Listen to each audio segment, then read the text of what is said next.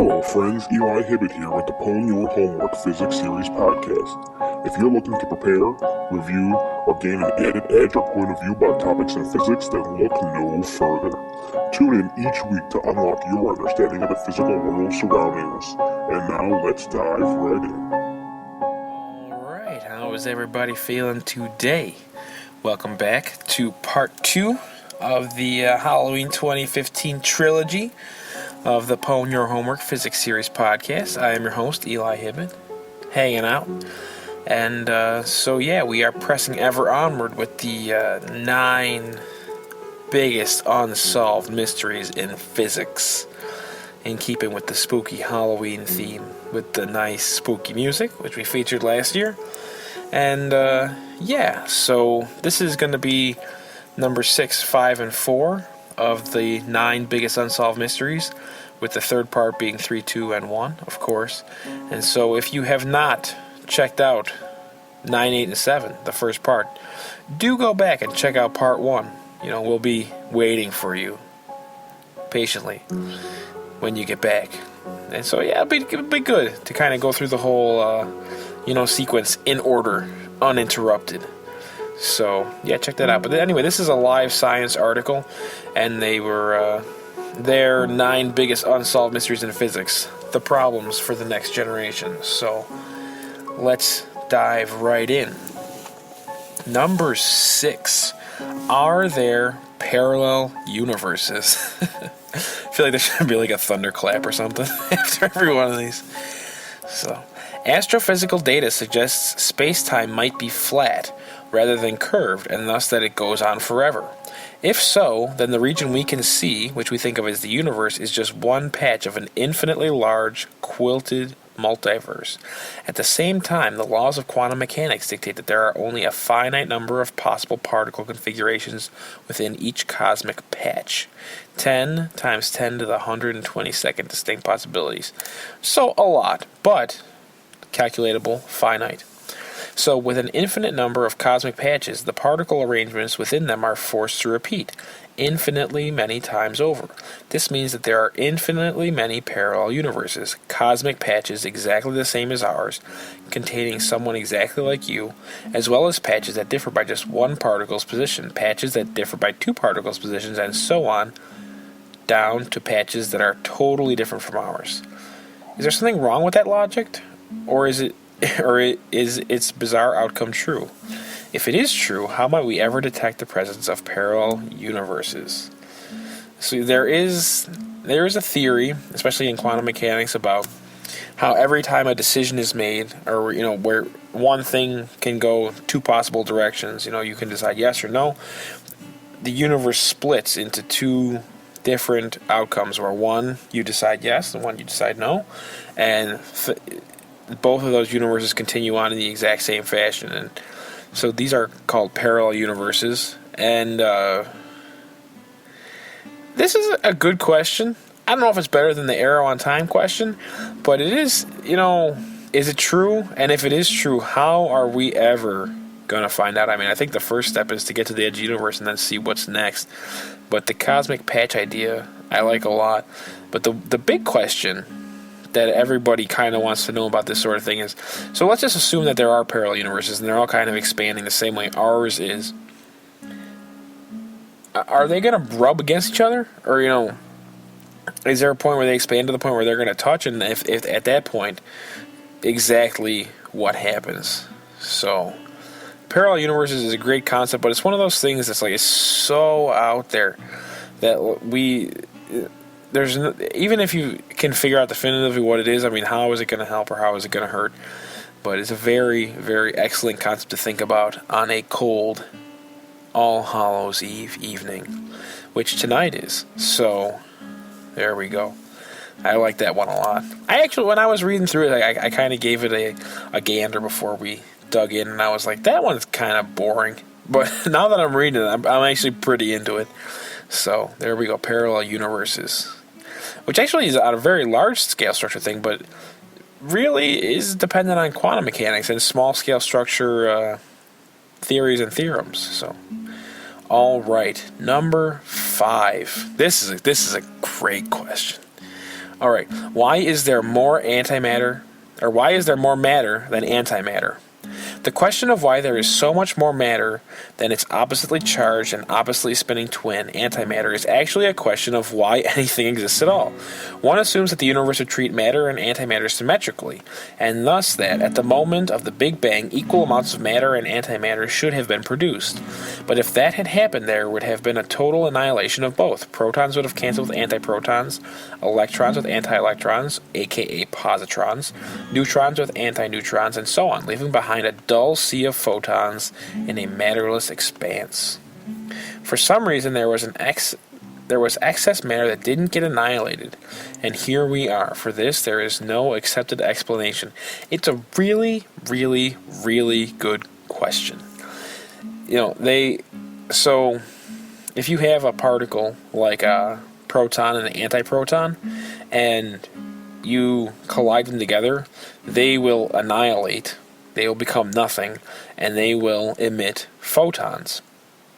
And so the question is, if everything balances out, and the whole thing is equal to zero, a null set, at the beginning, when you have the Big Bang, you should have equal amounts of matter and antimatter. And if they're colliding with each other, they should just be giving off all kinds of photons, and everything's annihilating with each other. But since that's the case, every particle has an antiparticle, and when they collide, it's over. They give off a photon and they're gone. And so the question is, if we're all matter, where is all the antimatter that's supposed to annihilate everything that we are? And so, maybe it's somewhere else in the universe. Maybe this is the answer to the question about the dark matter or the dark energy. Maybe that asymmetric,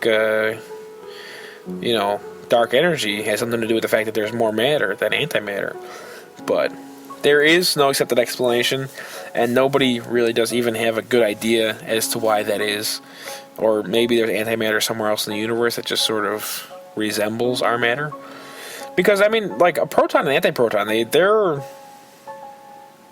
in every other way they're the same. You wouldn't be able to distinguish them. So maybe we have antimatter galaxies floating around out there somewheres. But we don't really know, and there is no accepted explanation. So that is a really good question. And if we could answer that question, and the arrow on time question, I'd be happy. Those to me are the two burning questions, at least in this bottom 5 here. But with that said, let's move on to question number 4, and the last one for this little edition here. So, part 2. Question number 4. Oh, great question.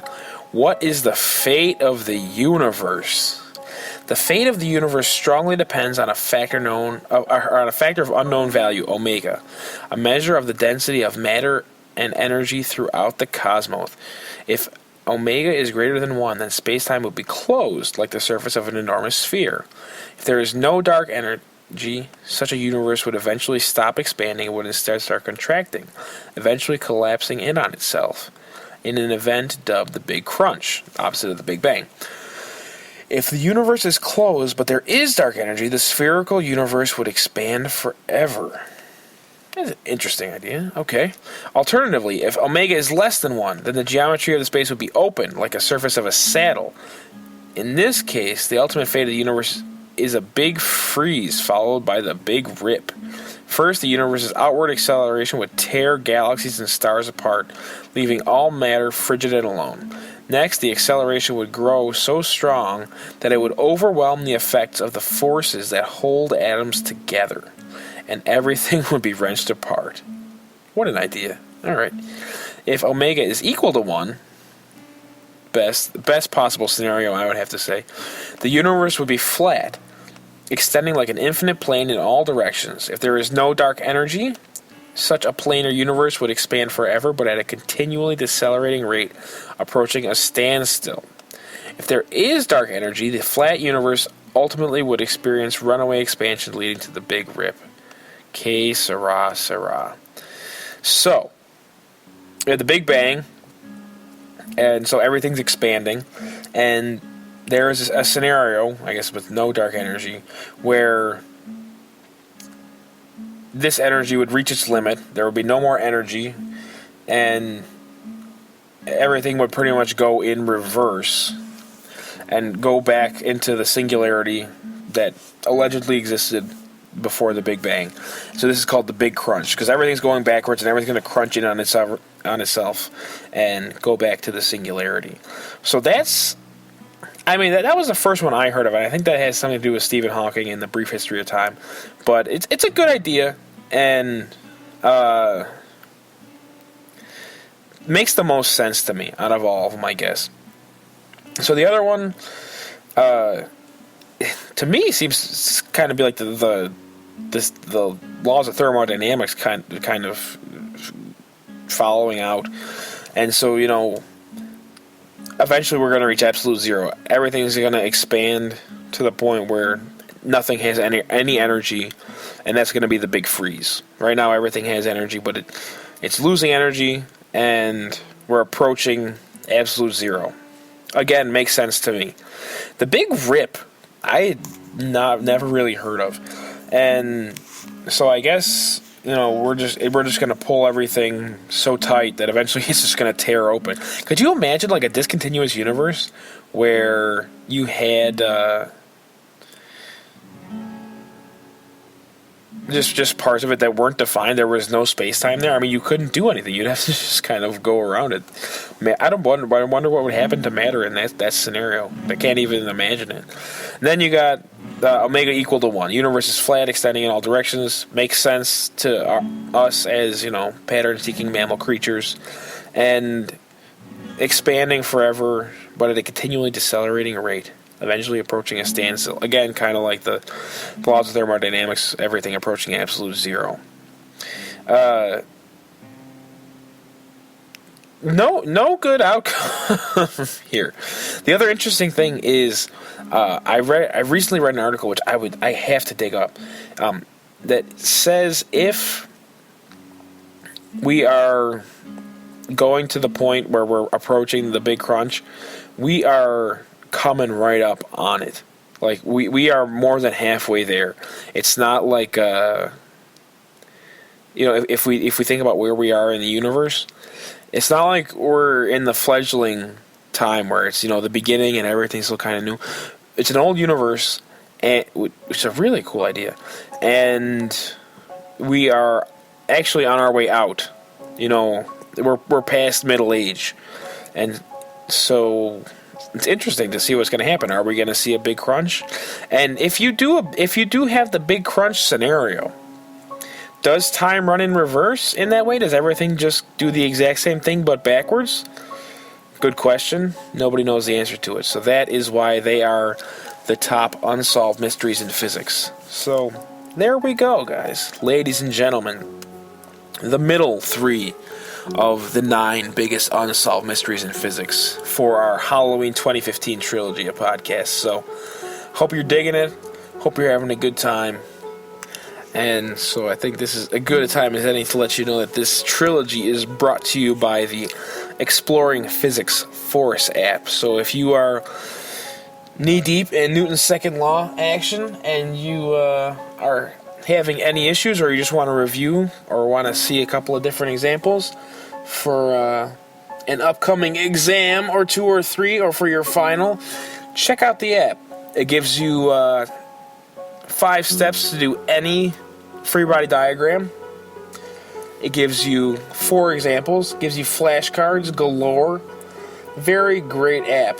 And so if you go over to pwnyOurhw.blogspot.com, have a link up there for the Force app, which is bringing you this good 9 unsolved mysteries and physics goodness. So do support the podcast and check it out.